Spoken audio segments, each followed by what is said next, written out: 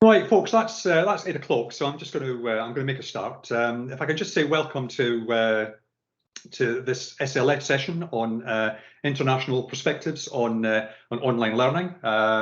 I'm broadcasting from my kitchen table, which kind of shows you how things have changed in this period. And never in a thousand lifetimes did I think that I would actually be sitting here, broadcasting to however many folks we've got in this session. If you do miss anything as the session goes through, don't worry. The session is being recorded and will be available up until the end of November. And I will give you some contact details towards the end of the session that if you want copies of the presentation, copies of the transcript, and a link to the discussions, the video discussions that I had with various teachers, I'll provide you with that email contact. So just drop me a line. In terms of protocols this morning, if I could just remind folks to keep their microphones and their video cameras muted, and then we can just we can just flow through. In terms of the program this morning, so I've got 44 minutes now, and I'm going to do a quick 10-minute presentation just to sum up what some of the international evidence and research is telling us about schooling in the period of the pandemic and school closures and remote learning and the return to schooling. I think a lot of that really comes along with a kind of health warning in that the evidence is still very much emerging. I think in a lot of these cases, it's going to take us a year, 2, 3, 4 years to actually better understand what the impacts have been over this past year and a half. So as I say, there'll be a 10-minute video presentation in an attempt to sum up what that international evidence is telling us. I recruited a small number of teachers to then respond to that evidence, to bring that Scottish perspective to that evidence. So I'm going to play through some of the video interviews that took place there, and I've chunked those videos up, so there will be a chance to discuss and respond to what those colleagues have been saying. And again, as we work our way through this, if you get any specific questions, if you want to just drop those questions into the chat box on the right-hand side of the screen, we'll do our best to respond to those questions as we move through. So this is the first test of my technical knowledge this morning, and this is to share my screen. And here we go. So international perspectives on online learning. As I say, it's a 10-minute presentation. Welcome to this Scottish Learning Festival presentation. The topic is International Perspectives on Learning Online and how these resonate within a Scottish context. For the next 10 minutes or so, I'm going to take you through international responses to online learning during the period of school closures, explore the research and evidence that's beginning to emerge around this, and engage in a discussion with a group of teachers and educators to understand how these experiences resonate within a Scottish context. During 2020, over 1.5 billion learners globally had their face-to-face schooling interrupted. That's something like 91% of the school-age population, according to UN figures. Some were locked out of face-to-face education for half a year and more, and even when schools returned, there were restrictions in place. It's something of an understatement to say that educators had to respond quickly to provide support in this period. It's been a complex landscape in relation to the support that was provided, given the ways in which COVID transmission varied globally at different rates, in different places, at different times. 3 overarching models have been implemented with some overlap at times. These are full remote learning, with learners at home and teachers providing content, recorded lessons and live sessions online. A hybrid model with a mix of online and face-to-face, and on-site with restrictions in place, such as limiting curriculum delivery and the number of learners being engaged with at any one time. Scottish learners and teachers have experienced full lockdown with remote learning, schools remaining open for the children of key workers, through to a partial and then full return. Education Scotland has published 100 stories of lockdown learning in this period that illustrates the range of approaches that were taken. Lundavra Nursery recognised the critical importance of communication with parents and carers and established a private Facebook page that helped them to creatively and speedily respond to the situation. At Carmuir's Primary School, they established a transition blog to improve communication with parents and carers and support learners. On the blog, they shared their virtual classroom where P1 children could watch their teachers read stories, and there was a virtual gallery where families could meet the leadership team. At St Luke's High School, they rolled out devices and IT support to learners and families, and they also used Google Classroom to ensure there was no loss of learning in this period. The National Digital e-learning offer was a partnership between Scottish Government, Education Scotland, ADES and eSchool to provide live, recorded and supported resources. eSchool provided a timetable of live lessons in this period.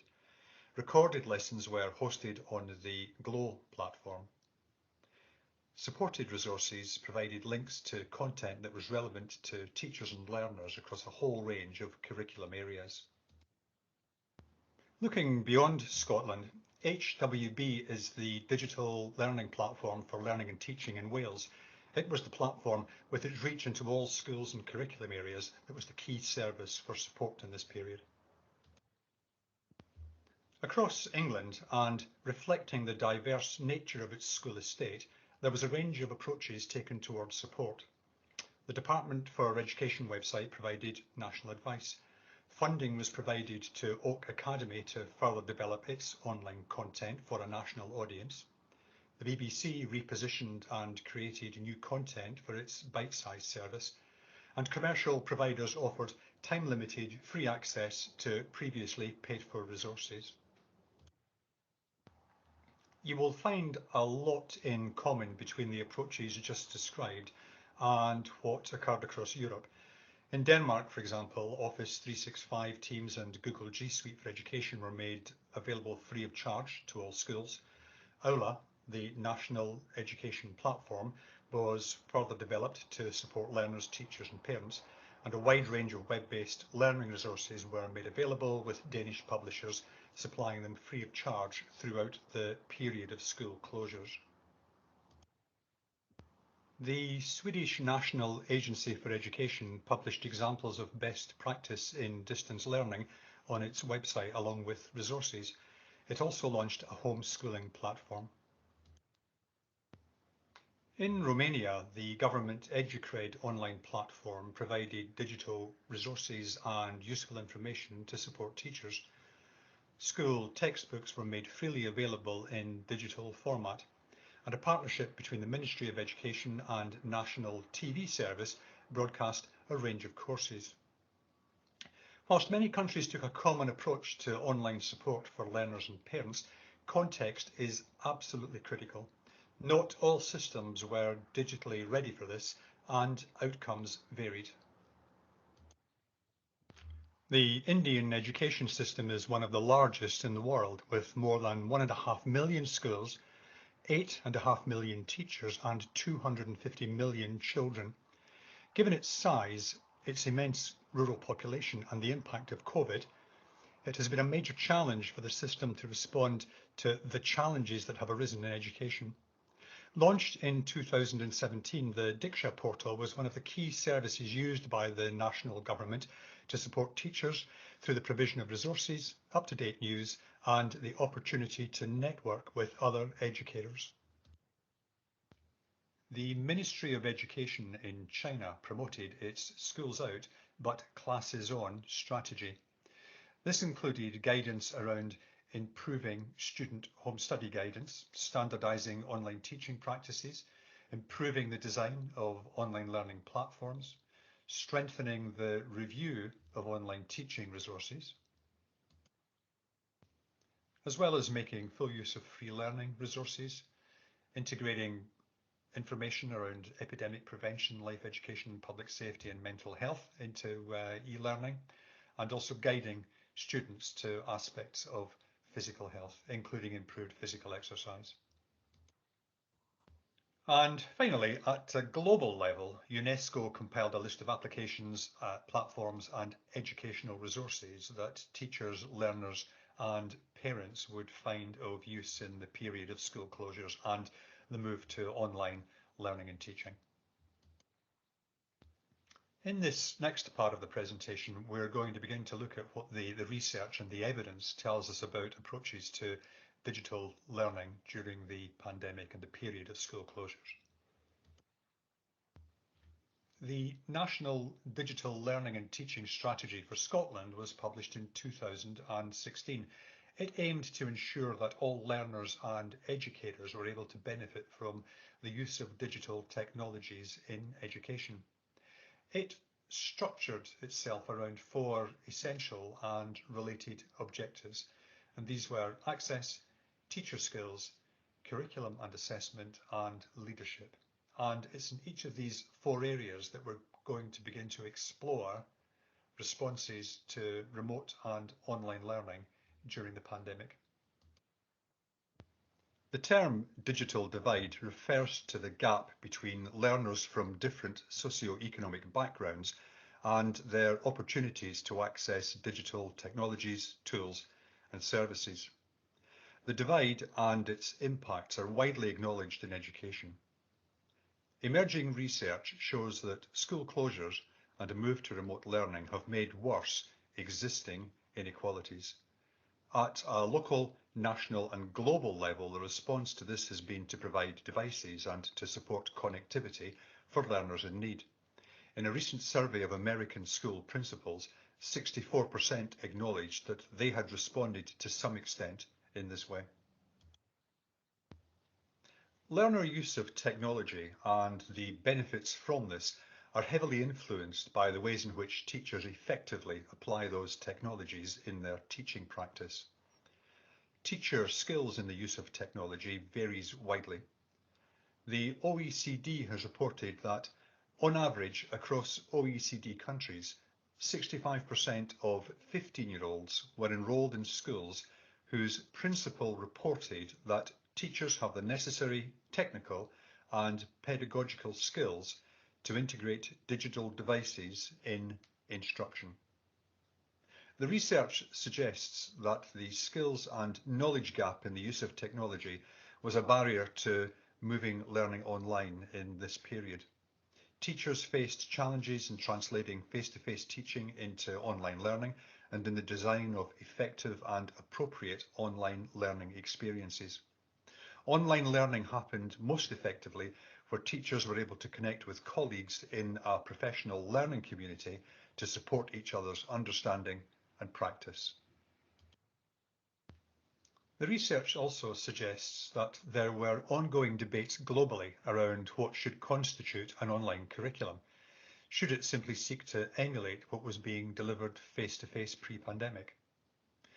Certainly, as the period of school closures was lengthened, the evidence suggests that greater emphasis began to be placed on curriculum support for health and well-being, including physical and mental health.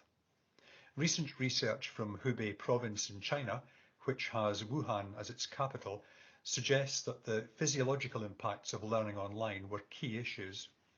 The Chinese Ministry of Education's Schools Out but Classes On strategy emphasised the need for physical and mental health support within the taught online curriculum. Assessment was one of the main areas that schools considered they needed to think more about. School leaders were often monitoring attendance, if digital, and engagement to some degree, but often not really assessing learning. There's no doubt that leadership in education found itself in a complex and demanding situation that required speedy responses. Alma Harris describes it as a perfect storm with imperfect leadership responses. School leaders are walking a tightrope with no safety net. There are no precedents or guides to leading schools in a pandemic. Alma Harris refers to emerging evidence that suggests that one of the key lessons in this period is that where leadership and teachers and parents and learners collaborated in planning, learning outcomes were vastly improved. Communication between and collaboration amongst those groups was essential to responding effectively to the issues raised by school closure and the move online.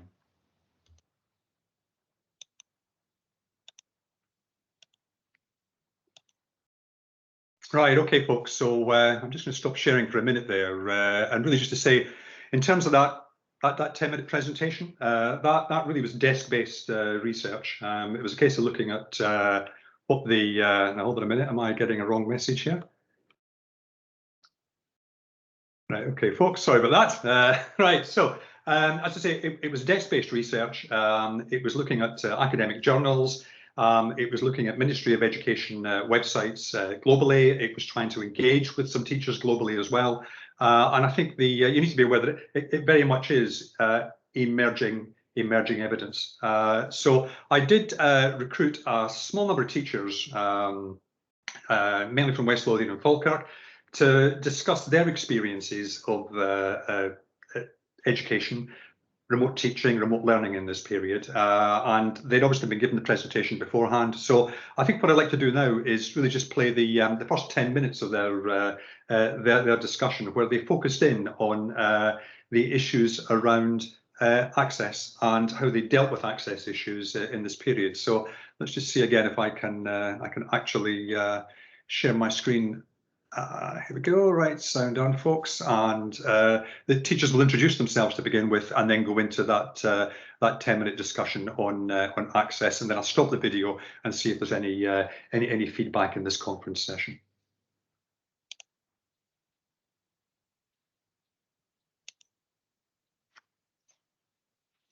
I'm Steph Mckenzie. I'm a professional learning officer for secondary within West Lothian, and during lockdown I worked with the Inclusion and Wellbeing Service in West Lothian. I'm Mary Green and I'm a primary teacher in West Lothian, and this year I've also been seconded as a professional learning officer working with primary teachers in West Lothian.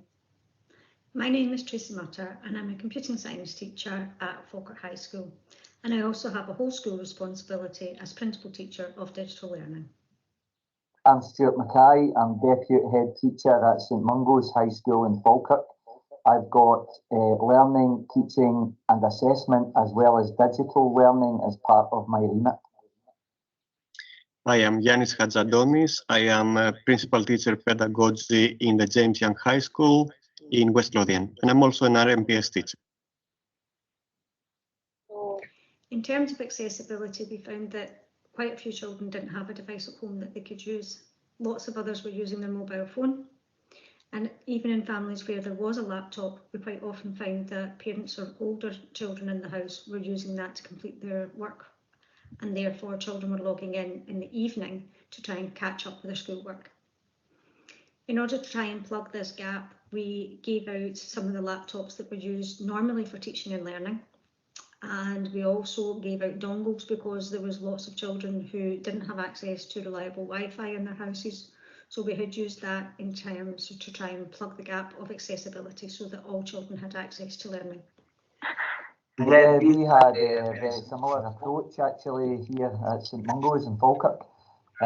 We ended up having to hand deliver paper copies as well to people because sometimes there was no access to devices with no access to dongles of internet data at a particular time, but that was resolved over a period of time. We eventually did get data for families, but we had SFL staff members going and hand delivering paper copies of work to pupils. And one of the other things that we found out was that some parents may have been working from home during the day and that was the only device available in the house, which meant that the children weren't getting to do their work until the evening when the parent came in from work, when the parent stopped working.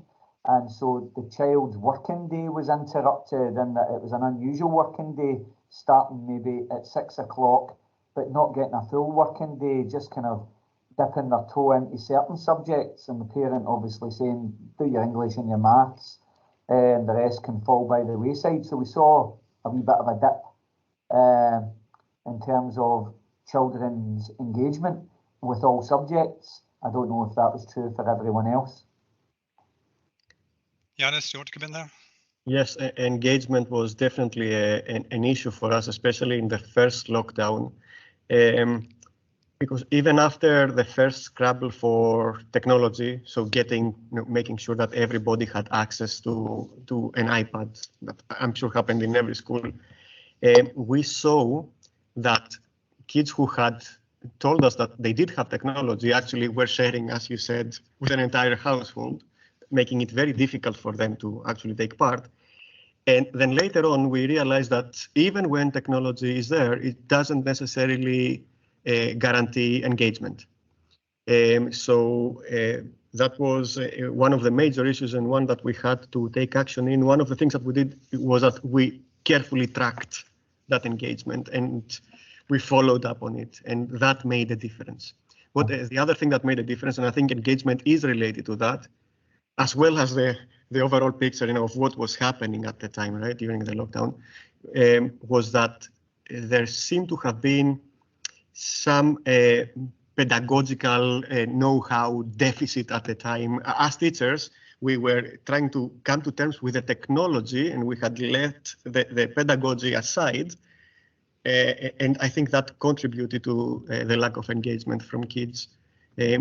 Later on, as we tackled the real issue, which was how can we teach online? How can we use this digital tool in order to still do what it is that we do, which is to teach, right? And to help kids to learn. When we go to these questions, engagement improved as well.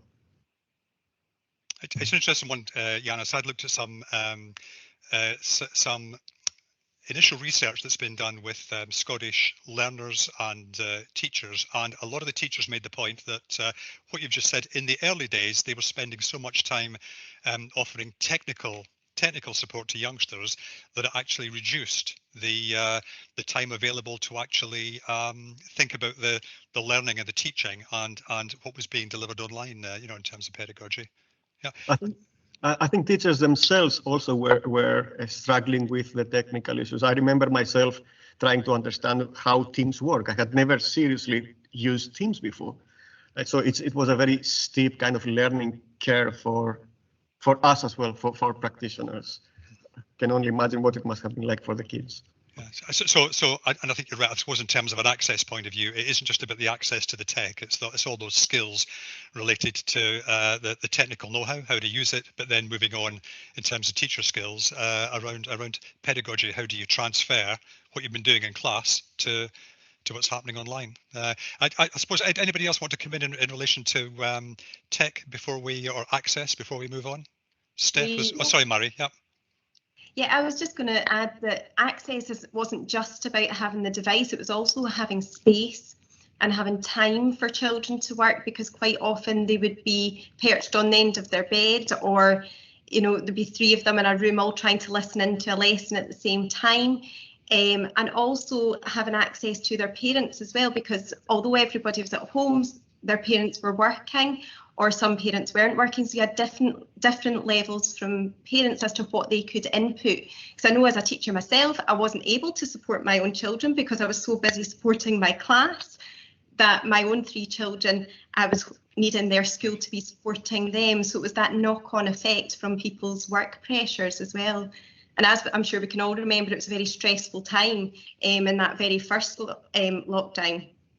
So that was quite a difficult one. It did get better, I think, in the second one. I think people were more prepared and they had a better expectation.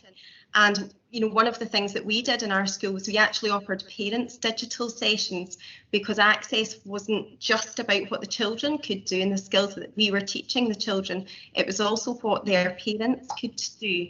So a lot of our queries were parents saying, how does my child do this? So we actually offered sessions out to parents, which made a huge difference to them. Right, good stuff. Steph, anything you want to say?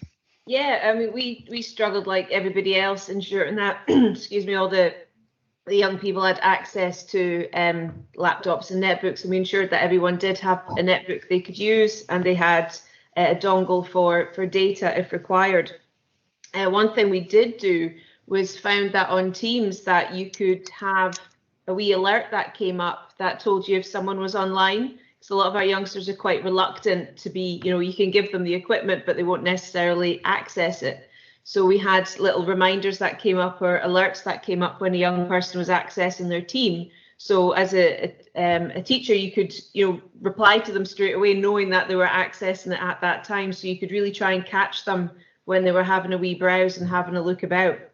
But like you were saying, Stuart, we had paper packs going home. We had, as soon as we had a lot of phone calls with parents, so we built a lot of relationships at this point, helping families, with their own concerns during lockdown, as well as the young people. So if there was any concerns over technology, we tried doorstep, round at doorstep, seeing if we could get them online, if we could work it out, just so that the houses remained as calm as possible for the young people to learn in.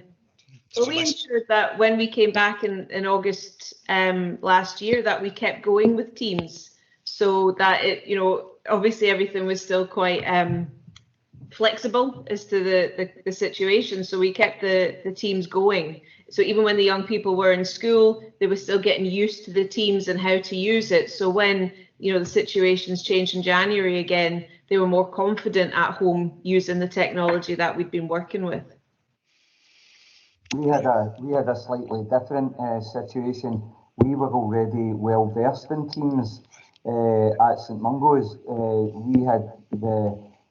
We're a Microsoft Showcase school, and we have been for a few years now.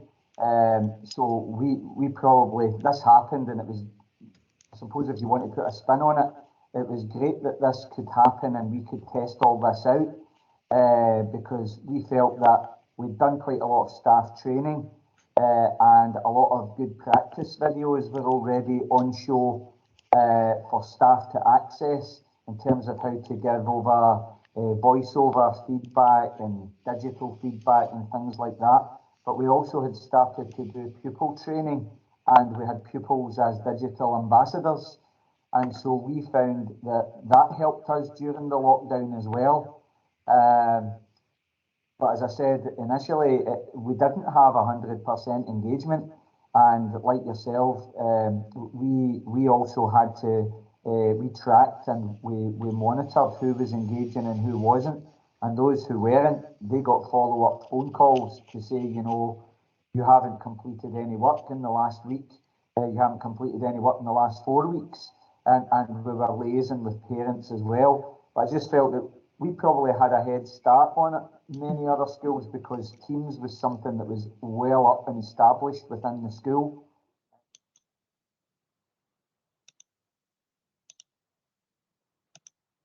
Right, so folks, I'm just going to stop sharing there for a minute in case anybody wants to come in to make any comments. So that was an interesting conversation with those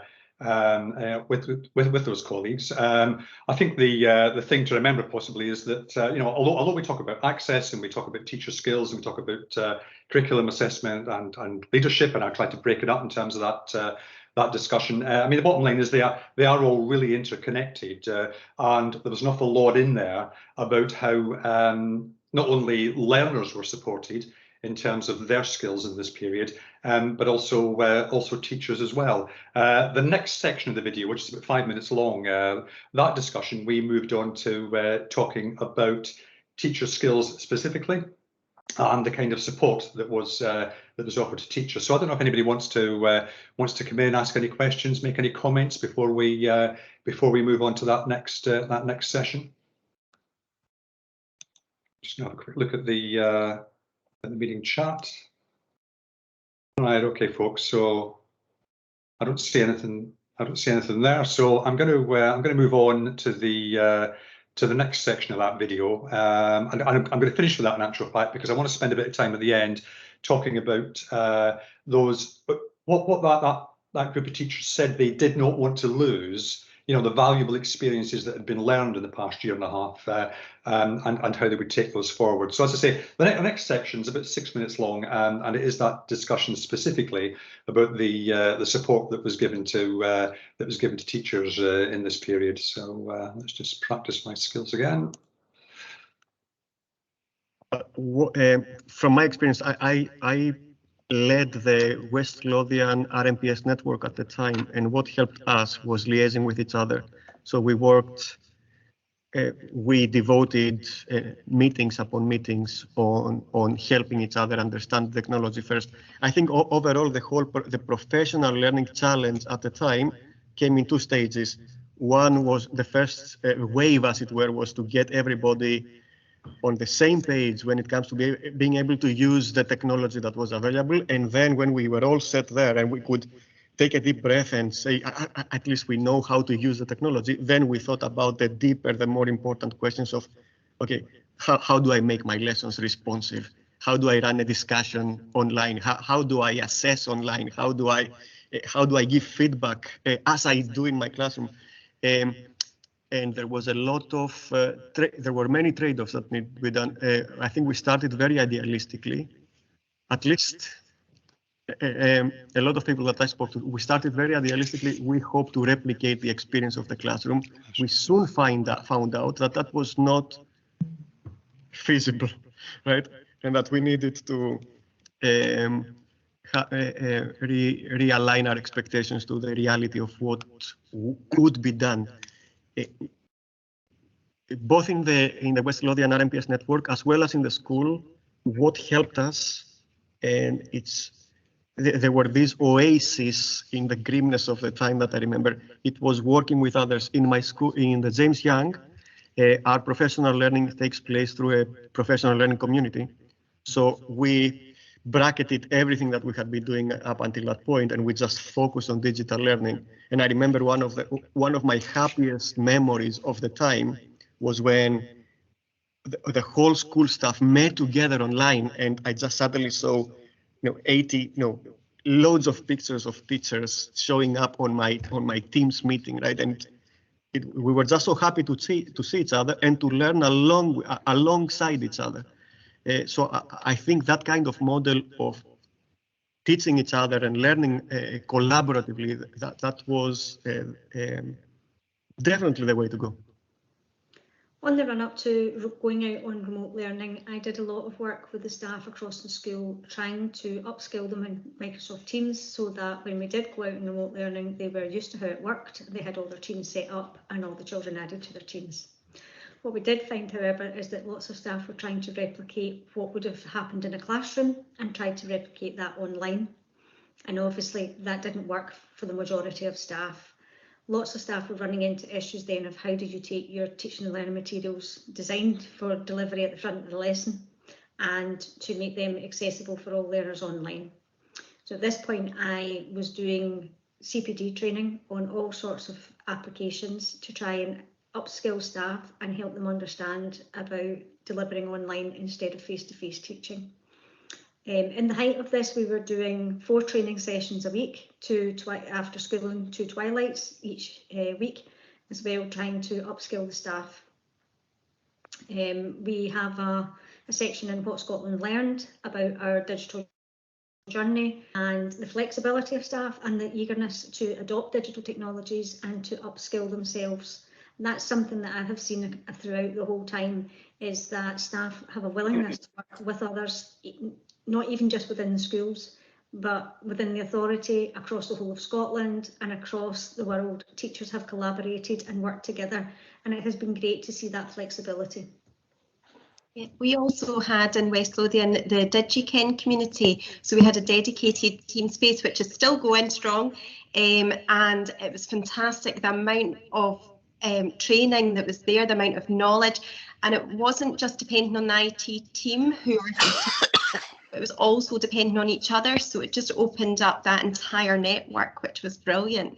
There were also lots of opportunities came up from lots of different places for professional learning. So I'd gone to a course, Moving Learning, online last summer.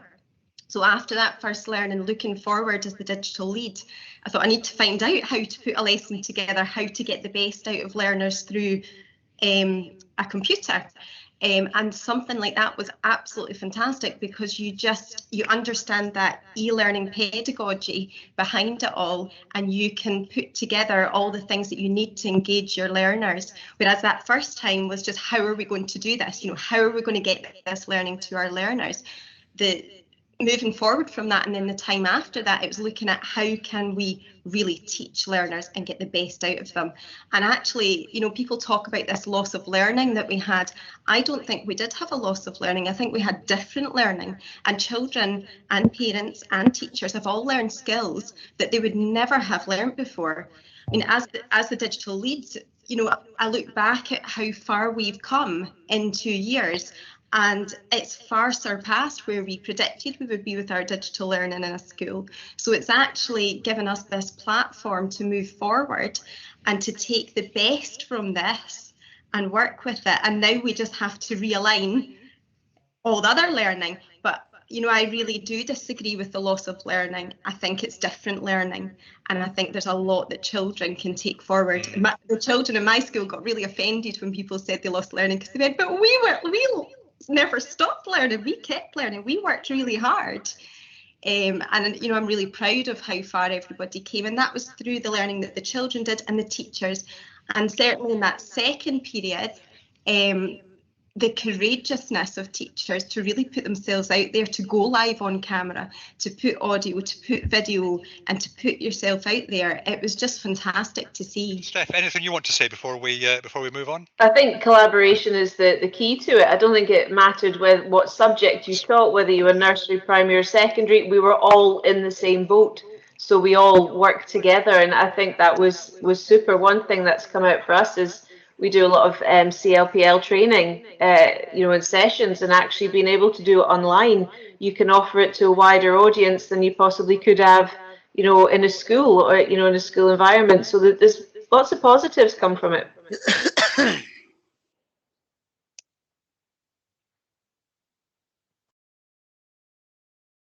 All right, folks. So I'm going to stop. I'm going to stop sharing there. At least I hope I've stopped sharing. I hope you can see me okay. I hope you can hear me okay. But the whole video will be available. But what we then got on to talk about towards the end of the session was what we wouldn't want to lose as we move forward. And I think quite clearly the whole thing about collaboration and communication between teachers, communication with learners, communication with parents and carers was a key thing. And the second thing was that whole thing about providing technology, providing laptops, tablets, devices, dongles for connectivity to youngsters out in the system who didn't have that access, and a real desire to make sure that the digital divide, the digital gap, in terms of access, in terms of the tech, becomes consigned to history. And certainly, Scottish Government has made a pledge in its manifesto commitments to provide those devices to learners as we move forward. So, folks, any questions? Anybody want to come in? Anybody who participated in that teacher panel want to come in and make any comments?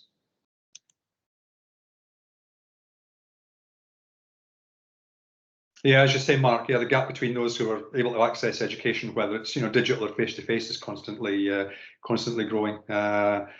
Interesting to see the measures that we take moving forward to future-proof things. A quick scroll up. Yeah, so Norman, some interesting information in there, the different services used.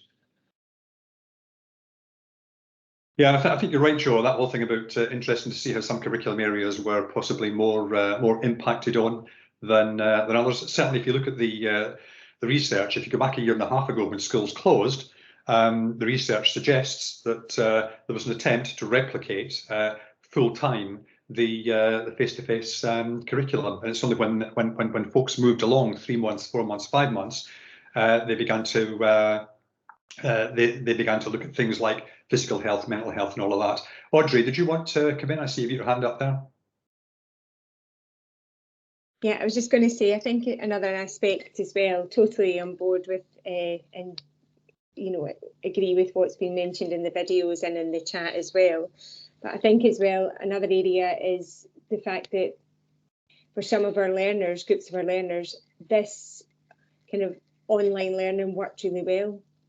For some of them, it really gave them more autonomy over their learning, when they could learn, what was best for them. And for some who are unable to access school in school learning, then it provided really high quality learning experiences. And I think it's important that we don't lose that and shut that door and just think, well, we're back now, because actually that way of working did suit a small number, but still a significant number of our learners across Scotland and presumably globally. And I think you're right, Audrey. I think that's, again, key issue with the evidence and the research is to actually understand that bigger picture, but also understand the kind of nuances within that bigger picture. As I say, a lot of the stuff I'd looked at, a lot of the research papers, the papers that have been published in the past, 2 months, 3 months, and we all know the issues with the research. Apart from the fact that when you read it, trying to understand exactly what it is saying. I think also trying to understand the messages coming out of the research and what they mean for you in a in your own context. I think that can be a difficult one as well. And again, if you look back over the past year and a half, and it's an interesting point that Stuart made, I think, in relation to his school, on the fact that it's a Microsoft showcase school. Different schools will be at different starting points in terms of that digital journey, and I think that's one of the issues with the research trying to reflect that. And I think also, as things moved through, the scenario in February or March 2020 was very different from the scenario that people faced 6 months later, or 9 months later, or a year, or a year and a half later. But Steph, yeah, I think you're absolutely right there. I mean, a key thing coming out of this is that whole thing about the digital divide. I did listen to one presentation that was made a few months ago, and it talked about, well, every learner, they've all got smartphones. They can all sit around a table and use the smartphones to learn. I don't know if anybody on the in the audience today has actually tried to work exclusively from a smartphone sitting at a table. Absolutely impossible, to be honest with you. So there is a big thing in there about understanding learner perspectives, the scenarios, the situations in which they're working, and how we, in teaching, can tailor the support that we provide. Right. So I think you're right there, Joe. Yeah, that's certainly an area worth further exploration. Who benefited, who didn't. Audrey, do you want to come in? Do you want to come in last before I start to close this down? I was just going to add that I think as well the possibilities of online learning have really opened up maybe expectations of learners and their families about what we can have in the future. Just because your school isn't physically offering a subject doesn't mean that you can't access that learning elsewhere. And I feel that there are now increased expectations from learners and their families on, we shouldn't really be constrained just by a physical building when we now know how to learn online. So it's maybe another way we can continue to develop that experience that we've had and take some of the benefits on from lockdown and online learning. Yeah, I know, Audrey, I think you're right. That whole thing about the flexibility that the past year and a half has allowed. How do you retain that flexibility when you move back into a scenario where learners are back in school? And at secondary level, for example, they're moving from one teacher to another teacher to another teacher, lesson by lesson, 5 days a week, etc., etc.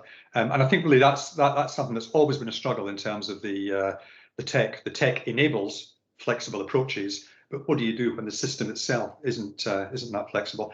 Folks, I'm well aware it's 8:44. I've got 60 seconds to wrap this up. Can I just say thanks very much for that. Thanks very much to the teachers that were willing to take part in that group interview and to be videoed. You didn't see all of the video content there, but I can certainly make it available if you want to look at the discussions they had around leadership and around what they didn't want to lose in this period.